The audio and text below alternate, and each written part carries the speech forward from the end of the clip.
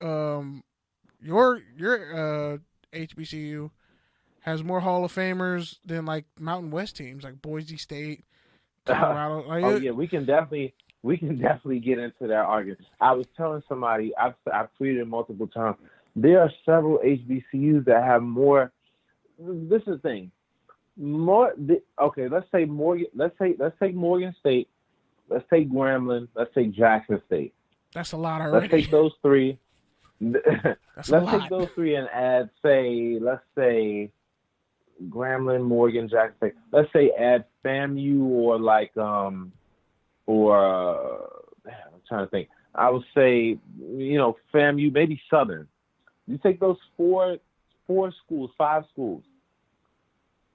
I'm about to pull up the actual tweet because if you take 4 to 5 HBCUs are the best HBCUs, these HBCUs have more Hall of Famers than every other conference besides the SEC and the ACC. Every other one, period. Oh yeah, that Just was the those tweet that five was or six big crazy. schools. I remember that Every, tweet. The Pac-12. and this is Think the about thing. that. Yeah. I The mean, thing is, this is like, and this is not, people are like, oh, that's from the 60s up. No, it's not. Aeneas Williams, Michael Strahan. These are recent players. And then you got guys like Tariq Cohen and Darius Leonard. Darius Leonard has Hall of Fame potential. So it's like you were a big these champion of things are him relevant. last year. You were a big champion of him coming out of South Carolina State. Yes. I was like, I mean, because it was like, I was like, man, this guy is good. And the crazy thing is, the guy that I'm championing for this year actually beat out Leonard last year for the SWAC Defensive Player of the Year. the Christmas dude, is that his last name? Yes, yes. He's Not the the Florida first State guy, the other one. back-to-back Grambling. Yeah, he's the first back-to-back Defensive Player of the Year in like 30-something years. He beat out Leonard last year. He's an inch smaller than him, but he's really good, and he's not getting any attention at all. Did he even get You invited to know? the Senior Bowl? No, he did not. Senior, collegiate, or shrine. Nope, not any of them. Do you feel like that's kind of? Yeah. I know it's kind of changed with like more guys getting shine, more HBCU guys actually getting in at these, the lowest level type of All Star games, and I've seen it even on the high school level. I had a teammate who was Yeah. our best running back. That my high school head coach at the time was the head coach for the All Star game, the Lions All Star game in like 2010, and Mm-hmm. our starting running back got no play time. I was like, Mm-hmm. that's kind of weird. He was your best running back for 3 years, and you didn't play him at all in an All Star game. Like that Wow. doesn't really help. But I mean, when I look at HBCU players and I see, okay, it's not a gimmicky offense most of the time that they're in. They just put up gaudy Mm-hmm. numbers or excel, and people like. For some, I think the star system is what kind of almost put a nail in the coffin for HBCUs. Mm-hmm. Because if you took away stars and just put on tape, a lot of cats who are considered 5 stars, probably like who don't even end up playing at a D1 school, they transfer 5 times and they Yes. have like one good season, and then they go down to D2 and they're not good either. Like Yeah. I think that would also change the landscape. But Well, there's so many things I think. It's so many things I think will change the landscape. Now, we have, like you said, the star system, and then over there, it's like nowadays social media.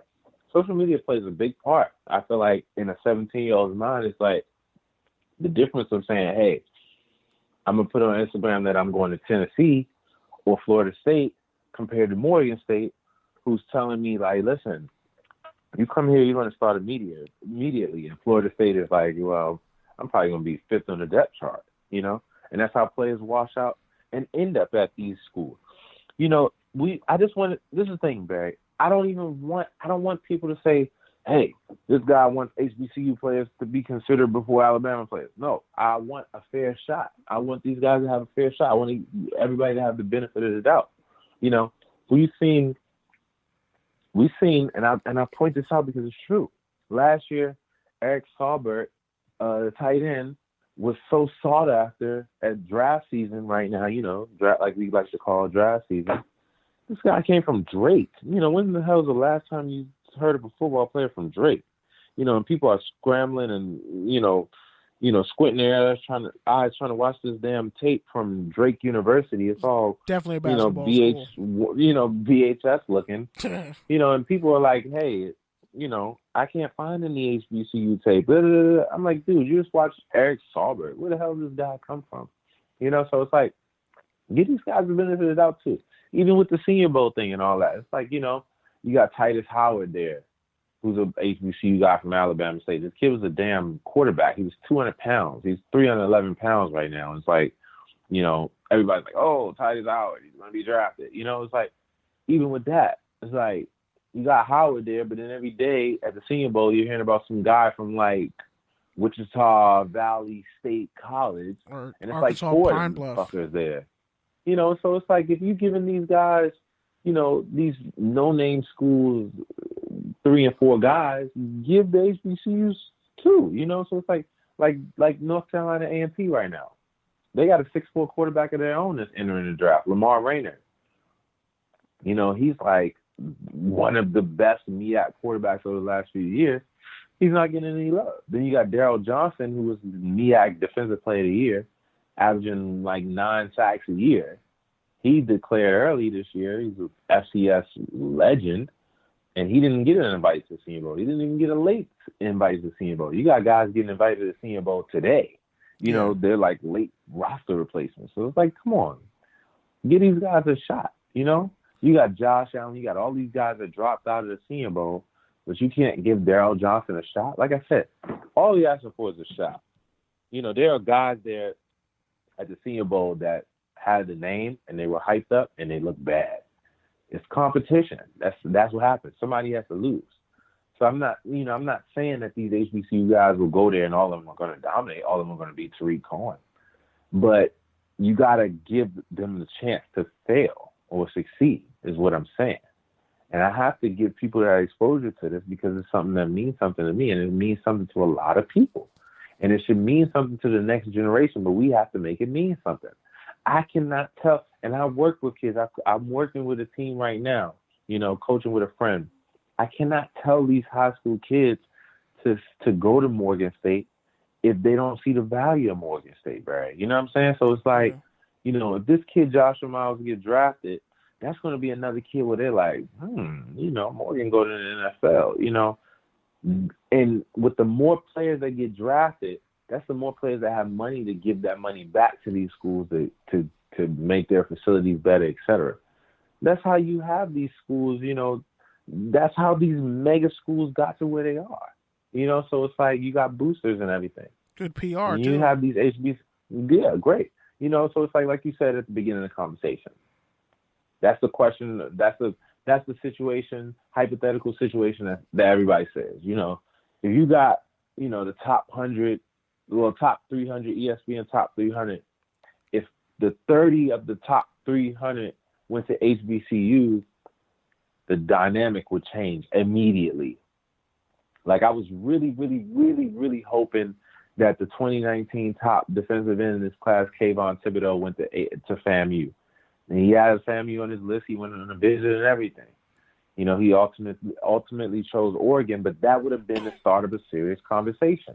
You cannot put this kid as the number 1 defensive end in the class and then say he's sorry because he went to FAMU. Because you have to put them on ESPN. Yeah, he was at Dorsey. Dorsey. To show people those games. He was at Dorsey High School and he transferred to Oaks Christian, and that's my beef with they're finally putting together a transfer council committee in California, but it's like so many kids are transferring. Like I look at IMG, which is like a private high school. Like what about these high schools, these military academies? Like they're plucking talent from everywhere. I think of, and I've been using this hashtag a lot. Hashtag Raiders passed on him. And this dude was on my list. He's the left tackle for the Saints. Like Teron Armstead. Teron Armstead, yeah. Dude ran like a 4.5 or 4.6 as a left tackle. Yeah, he ran a 4.7, 4.67. Excuse me, I'm sorry. Yeah, and like was a functionally good talent. Like he had talent. I was like, he would have been worth drafting. I mean, I still hate the Brandon. I will always hate the Brandon Parker pick. I think it was a waste of a pick, and they're probably gonna end up taking a tackle this year. Mm. But whatever. I want to say, wait. I want to put the disclaimer out. I'm very happy that Brandon Parker got drafted. I wrote about him. I wrote about why the Raiders should draft him. I don't think anybody else anticipated Brandon Parker having to start. He wasn't ready. I didn't think he was ready. I thought he was going to be a nice developmental project, a nice swing tackle until he got ready. He got through the fire, and all of his flaws were, out there in the open, and people took advantage of it. Teams took advantage of it. I can't blame him. I wouldn't have made him a third round pick, though. All he can do now is get better. Yeah. I would have made him like a 5th round pick. Like, 3rd round when, like, Jerome Baker, linebackers who can cover and are fast, Malik Jefferson, Obee out of BYU, like, cats were on the board. Fred Warner, that was his name. Yeah, Fred Warner, yeah. So it's like, who had a good rookie year. Yeah, all those cats, except I think Jefferson was the only one who didn't really start much, but Bernard Avery was the guy. I was like, God damn it. I'm so mad that they passed on him. I was like, he can play edge and he can play middle linebacker and he can play defensive. Like, and they passed on him. It's just this guy. Like, I have the list of like all the players they passed on, and I'm just like, how do you not draft? You draft through the line, through defense. You're out of a franchise quarterback. You build around that, and the Raiders are incompetent. Like, is Reggie Nelson still on the roster? By the way. Is he a coach? Like, yes, he is. Leon Leon Hall? Because, like, I one day there's going to be, I feel like, I already talked to Pete, there's going to be a 30 for 30 on the University of Florida. And I feel like it's going to make Tebow look bad. But I just don't understand how and why he is still on an NFL roster. Man.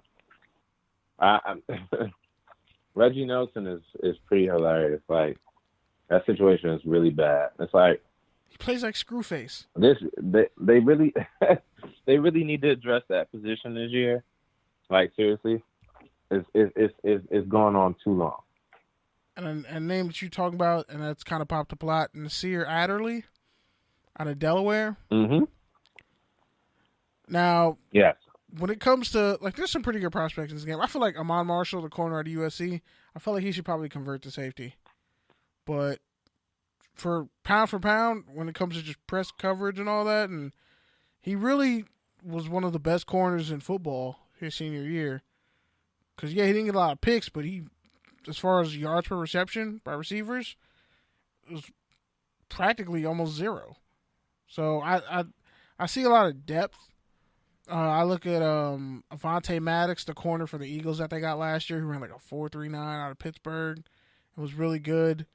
Where do you see, whether it's Senior Bowl, All-Star games, like where do you see some kind of late round prospects, HBCU or not?